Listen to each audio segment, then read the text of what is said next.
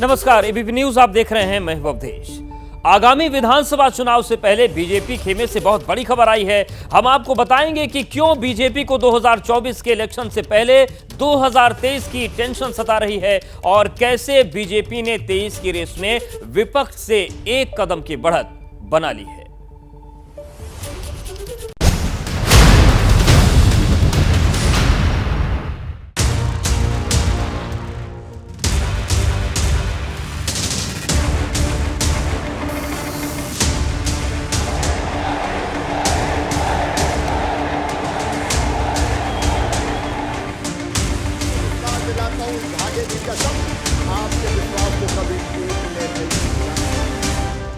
चुनाव राजस्थान में भी है।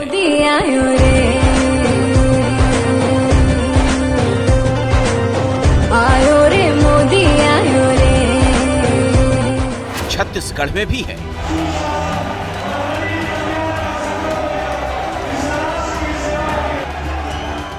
तेलंगाना और मिजोरम में भी।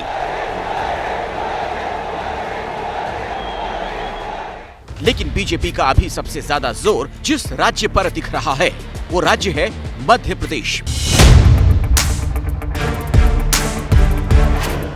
यहां के चुनाव के लिए राजधानी भोपाल से 792 किलोमीटर दूर दिल्ली में बीजेपी की टॉप लीडरशिप मैराथन बैठकें कर रही है। बड़ी बड़ी रणनीतियां बन रही हैं। ऐसे फैसले लिए जा रहे हैं जो पहले नहीं देखे गए। ऐसा पहली बार हुआ है जब बीजेपी ने चुनाव से लगभग 3 महीने पहले ही उम्मीदवारों की घोषणा कर दी। मध्य प्रदेश में 39 सीटों पर बीजेपी ने टिकट घोषित कर दिए। छत्तीसगढ़ में 21 सीटों पर उम्मीदवारों की सूची जारी कर दी गई। छत्तीसगढ़ में बीजेपी ने सीएम भूपेश बघेल के खिलाफ दुर्ग के सांसद विजय बघेल को पाटन सीट से मैदान में उतारा है। ने जो आज पहली लिस्ट जारी की है उनमें वो सीटें शामिल हैं जिनमें या तो बीजेपी अब तक जीत नहीं पाई है या फिर उनकी स्थिति बहुत कमजोर है। इसीलिए बीजेपी ने पहली बार ये दांव चला, वो भी तब जबकि अभी तो विधानसभा चुनाव की घोषणा भी नहीं हुई। मध्य प्रदेश की बाकी सीटों के लिए उम्मीदवारों के नाम तय करने के लिए भी बीजेपी एक नया प्रयोग कर रही है। इसके तहत बीजेपी ने एक एक सीट का सर्वे अपने दूसरे राज्यों के विधायकों से कराने का फैसला किया है। 4 राज्यों के 230 विधायक मध्य प्रदेश की विधानसभा सीटों पर सर्वे करेंगे।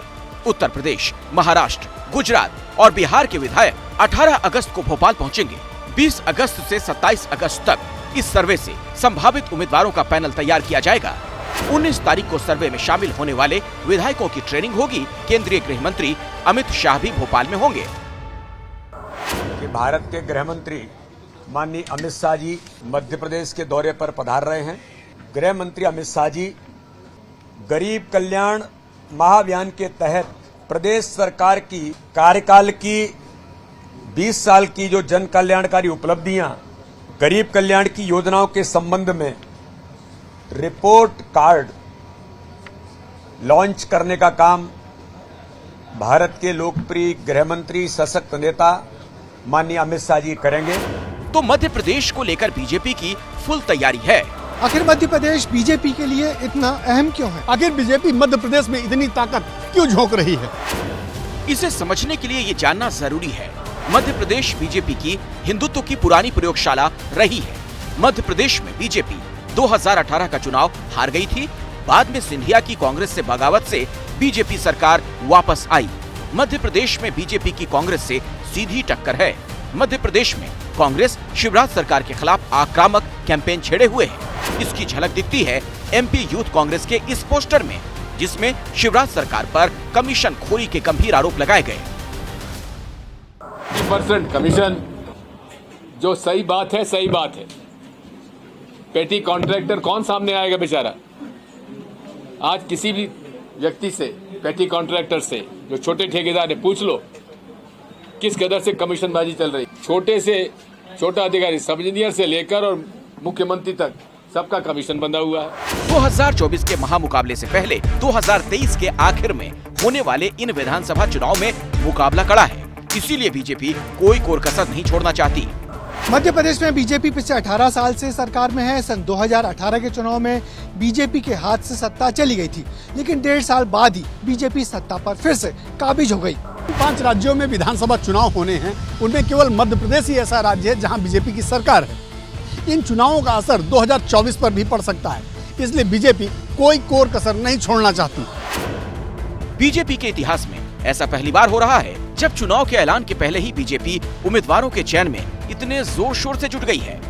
एमपी और छत्तीसगढ़ के अलावा जिस राज्य में बीजेपी की कांग्रेस से सीधी टक्कर है वो राज्य है राजस्थान, जिसके लिए बीजेपी ने 2 चुनाव कमेटियों की घोषणा कर दी है। कानून मंत्री अर्जुन राम मेघवाल को चुनाव घोषणा पत्र समिति का संयोजक बनाया गया है। नारायण पंचारिया को चुनाव प्रबंध समिति का प्रमुख बनाया गया। लेकिन इन 2 महत्वपूर्ण समितियों में से पूर्व मुख्यमंत्री वसुंधरा राजे सिंधिया और केंद्रीय मंत्री गजेंद्र सिंह शेखावत को जगह नहीं दिए जाने पर कई तरह की अटकलें लग रही हैं।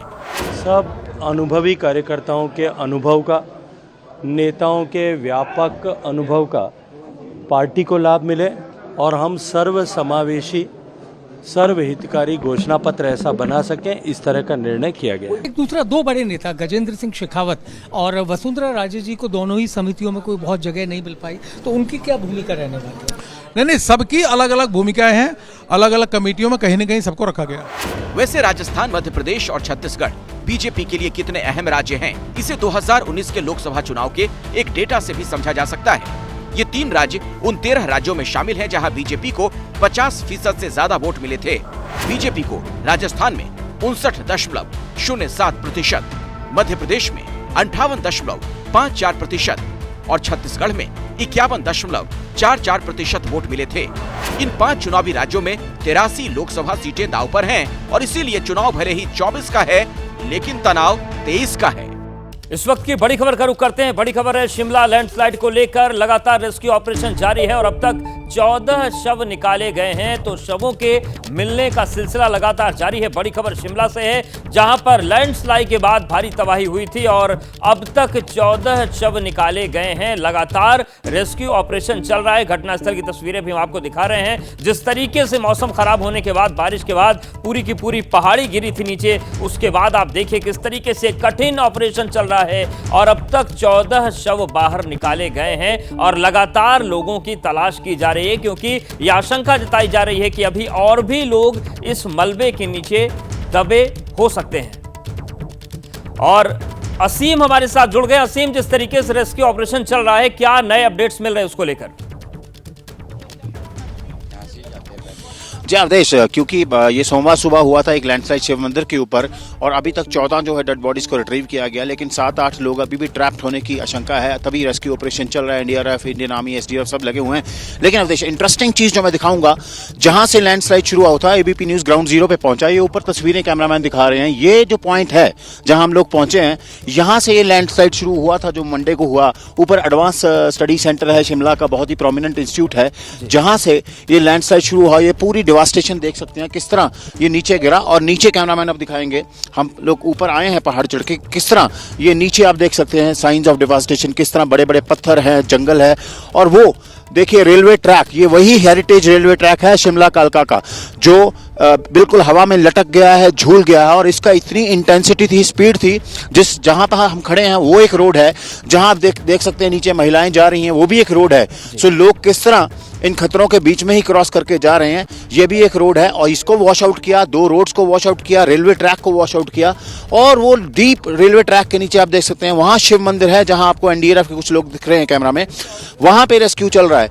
लेकिन हम लोग एबीपी न्यूज पूरा ये पहाड़ आपको ग्राउंड जीरो पे स्टैब्लिश करना चाहते हैं भी किस तरह ये लैंडस्लाइड आया और कितना ये डिवास्टेटिंग था और कितना इसका हाई इंटेंसिटी था कि ऊपर लैंड एडवांस स्टडी से आकर इसने 2 रोड्स को तोड़ा, रेलवे ट्रैक को तोड़ा और उसके बाद 14 जानें भी ली।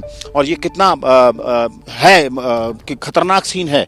और ये देख सकते हैं किस तरह ये लैंडस्लाइड, क्योंकि शिमला में पिछले कुछ दिनों में 70 मौतें हो चुकी हैं। यहाँ के लोग भी हैं हमारे साथ, हम बात करेंगे उनसे, क्या हुआ था और कैसे हुआ था। आप लोग यहाँ, क्या नाम है आपका? नरेंद्र शर्मा। हाँ जी नरेंद्र जी, अब आप यहाँ से क्रॉस कर रहे हैं, ये लैंडस्लाइड कितना खतरनाक था? ये ऐसा लैंडस्लाइड जो है मैंने शिमला में देखा ही नहीं कभी, और ना हमारे सामने हुआ कभी इतना बड़ा लैंडस्लाइड। हम कभी बाहर का उत्तराखंड फलानी जगह का देखते थे टीवी में कि कुछ होता है, आज हमारे सामने भी शिमला में भी पहली बार। आपने अपनी जिंदगी में हमने बात की है कि काफी सालों बाद ऐसा शिमला में आया है, ये जो लैंडस्लाइड आया ऊपर से, थोड़ा समझा पाएंगे कैसे हुआ था? सर इसकी तो जानकारी कोई है नहीं, हमारे को तो मतलब दूसरे दिन पता लगा कि बिल्कुल, लेकिन असीम जो तस्वीरें दिख रही हैं, पर जो भी हुआ ये बड़ा देखकर खतरनाक समझा जा सकता है कि रफ्तार कितनी तेज रही होगी कि पूरा जो रेलवे ट्रैक है उसके नीचे की जो जमीन थी वो खिसक गई। और शायद यही वजह है कि वो जो शिव मंदिर इस तबाही की चपेट में आया, इतने दिनों के बाद भी उस मलबे को हटाना मुश्किल काम हो रहा है, लोगों को तलाश पाना मुश्किल हो रहा है।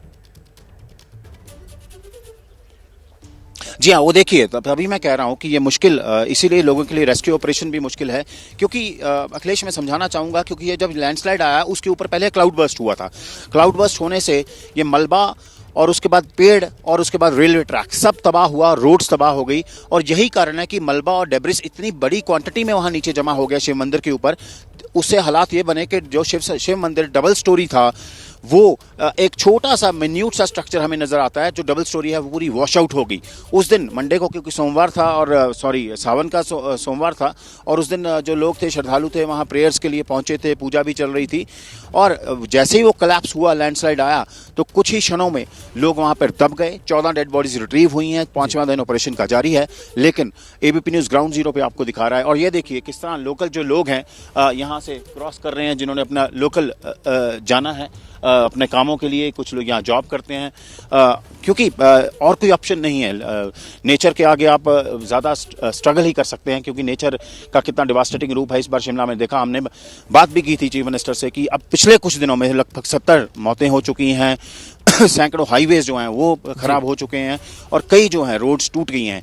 ये अब आप देख सकते हैं, कैमरा में मैं दिखाऊंगा कि लोकल लोग, क्योंकि ज़िंदगी तो चलेगी, किस तरह मशक्क़त कर रहे हैं शिमला के लोकल लोग पहुंचने के लिए अपने अपने स्थानों पर। और यही ये वो लैंडस्लाइड है जिसने सबको हिला कर रख दिया। शिमला का ये सेंटर हार्ट है समर हिल, क्योंकि काफ़ी डेंस पॉपुलेटेड एरिया है, वार्ड नंबर 5 है, काफ़ी पॉपुलेशन यहाँ रहती है। लेकिन ये जो आप देख सकते हैं कि लोग अपना मुशक्क़त के साथ अपने कामों पर पहुंच रहे हैं। बिल्कुल, जिंदगी को तो आगे बढ़ाना है। लेकिन असीम, ये तस्वीरें भी लगातार आप दिखा रहे हैं और जिस तरीके से रेलवे ट्रैक हवा में लटका हुआ नजर आ रहा है, 5 दिन हो गए हैं, मलबा भी नहीं हटाया जा सका है। क्या कह रही है एनडीआरएफ, कितना वक्त लगेगा पूरी तरीके से? देखिए अखिलेश, मुझे जो समझ आती है, हम लोग सोमवार से यहाँ पर हैं, इंपॉर्टेंट ये है कि पहले उनके लिए प्रायोरिटी जो है ह्यूमन लॉस है, क्योंकि किसी भी बिल्कुल, और लगातार कोशिश की जा रही है कि जल्द से जल्द लोगों को तलाशा जाए, ढूंढा जाए और उसके बाद वहां पर स्थितियां सामान्य की जाए। बड़ी खबर बिहार से भी है। बिहार के अररिया में एक पत्रकार की हत्या हुई है। दैनिक अखबार के रिपोर्टर की गोली मारकर हत्या कर दी गई। बदमाशों ने घर के दरवाजे पर ही जाकर गोली मार दी। एक हत्याकांड में ये पत्रकार गवाह थे जिनका नाम विमल कुमार है, गोली मारकर उनकी हत्या कर दी गई है। तो बड़ी खबर है बिहार के अररिया से, जहां पर एक पत्रकार की दिन दहाड़े हत्या कर दी गई। दैनिक अखबार के रिपोर्टर हैं विमल कुमार, उनकी हम तस्वीर आपको दिखा रहे हैं। बताया जा रहा है कि एक हत्याकांड में विमल कुमार गवाह थे और इन सब के बीच बदमाश उनके घर पर पहुंचे और उनके दरवाजे पर ही गोली मारकर उनकी हत्या कर दी। 2 तस्वीरें आपको दिखा रहे हैं।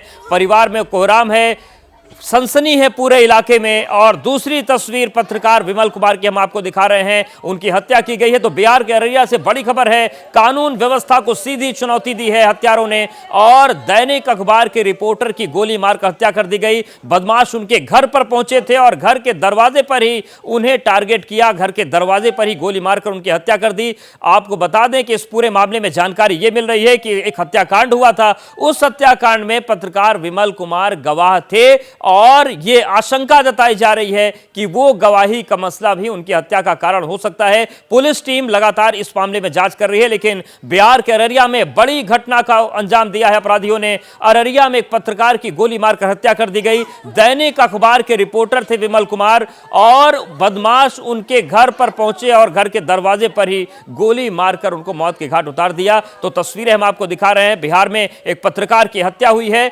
तमाम एंगल जो आ रहे हैं उसको लेकर पुलिस जांच कर रही है, लेकिन जो शुरुआती बात निकलकर सामने आ रही है उसके मुताबिक एक हत्याकांड में वे पत्रकार विमल कुमार गवाह थे और उनकी बदमाशों ने गोली मारकर हत्या कर दी। इस पूरे मामले में अब पुलिस एक्शन की बात कर रही है, लेकिन परिवार में कोहराम मचा हुआ है।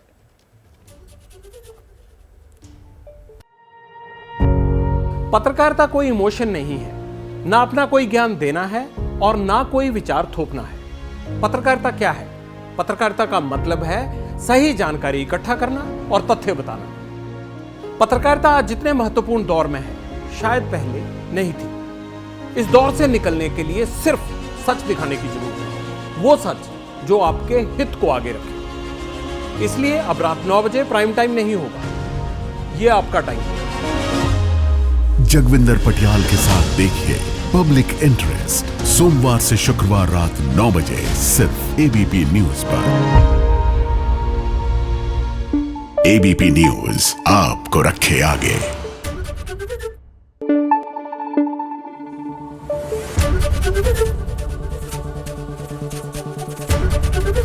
एबीपी न्यूज आपको रखे आगे।